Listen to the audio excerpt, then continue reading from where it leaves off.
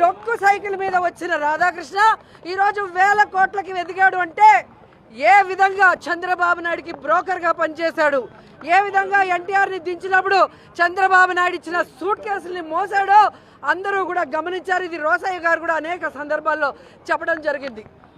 ప్రతి వారం కొత్త పలుకు అనే పేరుతో కొవ్వెక్కిన పలుకులు రాస్తున్నాడు. ఈ రాధాకృష్ణకి కొవ్వు కరిగిస్తాం, కొవ్వు దించుతామని కూడా ఈ సందర్భంగా హెచ్చరిస్తున్నాం. ఈరోజు చంద్రబాబు నాయుడు అధికారంలో ఉంటే కుల గజ్జితో అహంకారంతో చంద్రబాబు నాయుడు వేసే అవినీతి బిస్కెట్ల కోసం నువ్వు వైఎస్ఆర్ కాంగ్రెస్ పార్టీ కుటుంబ సభ్యుల్ని అలాగే నాయకుల కుటుంబ సభ్యుల్ని ఇష్టం వచ్చినట్టు మాట్లాడుతుంటే చూస్తూ ఊరుకున్నారనుకున్నావా? ఈ రోజు నీ పత్రికల్ని, ఈ రోజు నీ ఫోటోల్ని ఎలా తగలబెట్టామో రాష్ట్రంలో ఉన్న మహిళలంతా కూడా నీ కొవ్వుని కరిగించేదానికి అదే విధంగా రెడీగా ఉన్నారని కూడా ఈ సందర్భంగా తెలియజేసుకుంటున్నాను.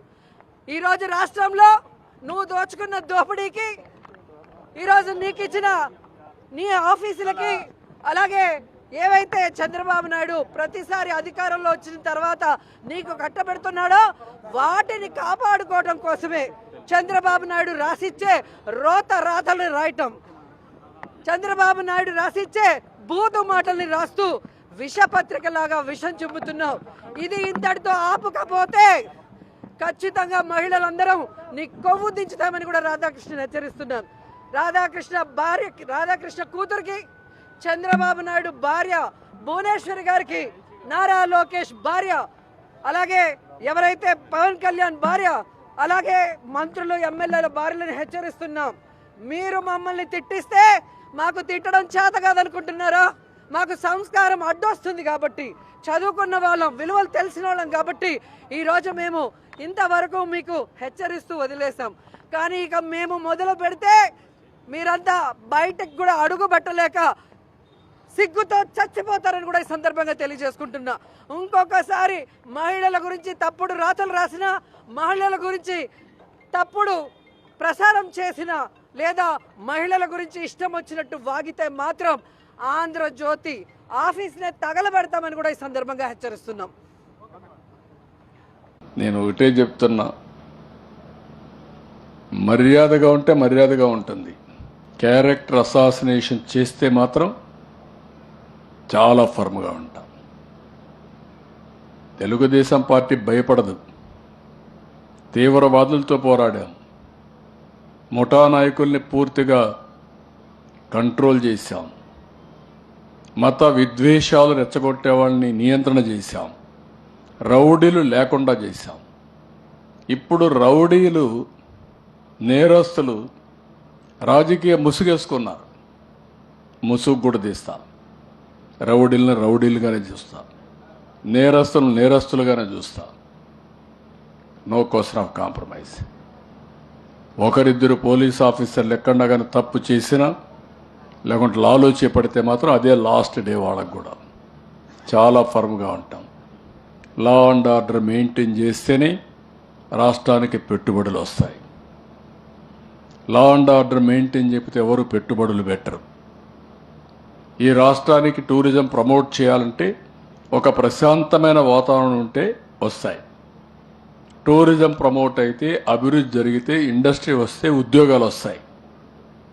మీకోసం ఉద్యోగాలు త్యాగ చేయడానికి మేము సిద్ధంగా లేము. ఇంకా పేదరికాన్ని పెంచడానికి సిద్ధంగా లేము. ఈ విషయం కూడా వీళ్ళు గుర్తుపెట్టుకోవాల్సిన అవసరం ఉంది. మీకు మీ కుటుంబ సభ్యులపైన కూడా గౌరవం లేకపోవచ్చు, కానీ మాకు గౌరవం ఉంది. మీ తల్లైనా చెల్లైనా మీకు గౌరవం లేకపోవచ్చు. నేను ఒకటే చెప్తున్నా, ఏ ఆడబిడ్డ అయినా సరే, ఇన్క్లూడింగ్ వైఎస్ఆర్ కాంగ్రెస్ నాయకుల యొక్క భార్యలకు, కూతుర్ల పైన పెట్టిన వదిలిపెట్టను. I'm very clear. సభ్యత, సంస్కారాన్ని వదిలిపెట్టద్దండి. మనుషులుగా ఉండండి, మృగాలుగా తయారు కావద్దండి. మృగాలుగా ఉంటే మృగాలను ఏ విధంగా ట్రీట్ చేయాలో అదే విధంగా ట్రీట్ చేస్తాం. మనుషులుగా ఉంటే మనుషులుగా ట్రీట్ చేస్తాం. ఇది ప్రజాస్వామ్యం, రాళ్ల యుగం కాదు, రాతి యుగం కాదు. ఆ విషయం వీళ్ళందరూ గుర్తుపెట్టుకోవాల్సిన అవసరం ఉంది. ఏదో వీళ్ళకే తెలివైనట్టు ఇన్ఫర్మేషన్ టెక్నాలజీ ప్రమోట్ చేసింది నేను.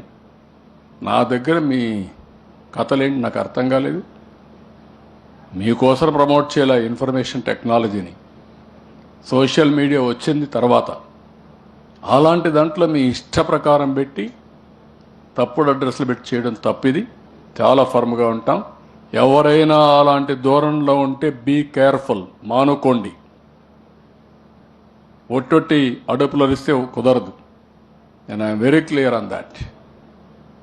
పేదరుపులు అరవడం ఏదో జరిగిపోతుంది అంటే మీ ఇష్ట ప్రకారం తిరిగితే ప్రతి ఒక్కరు పడడానికి సిద్ధంగా ఉన్నారండి. పడాలండి. మొన్న డిప్యూటీ సీఎం అన్నాడు, వస్తామంటే కూతుర్లు బోరు నేడ్చారు. Is it necessary? అంత హ్యూమిలియేషన్ అనుభవించాలా మేము? ఏ నాయకుడైనా రాజకీయాల్లో వచ్చింది గౌరవంగా ఉండి ప్రజాసేవ చేయాలని. నేను ఆ మాట చెప్పాను. నన్ను కూడా ఒకసారి మోసం చేశారు, మీకు అందరికీ ఐడియా ఉంది. నేను ముఖ్యమంత్రిగా ఉన్నప్పుడు ఎలక్షన్ సీజన్లో బాబాయిని చంపి గుండెపోటు అంటే నేను కూడా నమ్మా, నిజమేనేమో అని. అయితే ఆ సాక్షి పేపర్లో వేసి తర్వాత అది గుండెపోటు కాదు గొడ్డలి వేటు అని తెలిస్తే సాయంత్రానికి తెల్లవారి మళ్ళీ ఆ పేపర్లో నారాసుర రక్త చరిత్రని సానుభూతి సంపాదిస్తారా మీరు? నేను ఆ రోజు లోపలేసుంటే ఏమైంది అందరినీ? అదే నేను చేసిన తప్పు. అది నా మంచితనం. ఆ మంచితనాన్ని దుర్వినియోగం చేయాలనుకుంటున్నారు. కబద్దార్, జాగ్రత్తగా ఉండండి.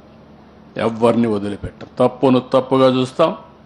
తప్పు చేసిన వాళ్ళు మాత్రం శిక్షించి తీరుతాం, పనిష్ చేసి తీరుతాం. ఎవడైనా ఈ రాష్ట్రంలో తమాషా అనుకుంటే మాత్రం నో తమాషా. అలాంటి గుర్తుపెట్టుకోమని హెచ్చరిస్తాను.